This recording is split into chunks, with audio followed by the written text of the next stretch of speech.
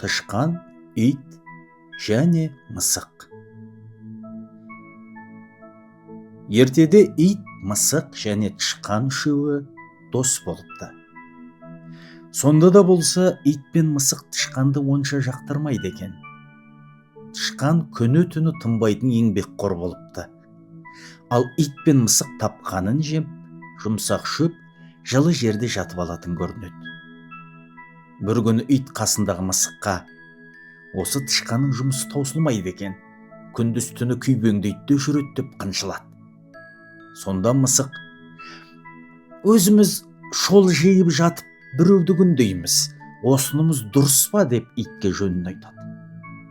Ит бұл сөзге ұялып қалады да, өзі де шаруа істемек болады. Осы оқиғадан кейін ол тышқанға көмектесіп жүреді. Бір күні: сен де қол ұшыңды бер дейді ит мысыққа. Оған мысық көнбейді.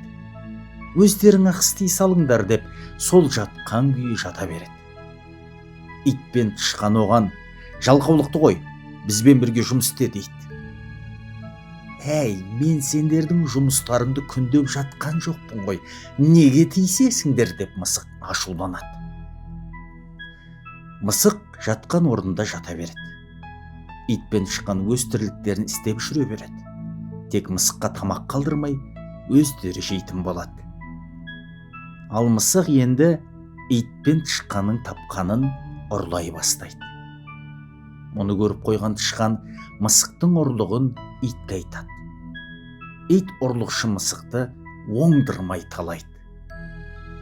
Содан бері ит пен мысық бір-біріне өш екен. Бірін-бірі көрсе талап тастауға дайын тұрады. Ал тышқанға ыза болған мысық оны ұстап алуға тырысады. Сондықтан тышқан мысықтың иісін сезсе болды, қашып кететін көрінеді.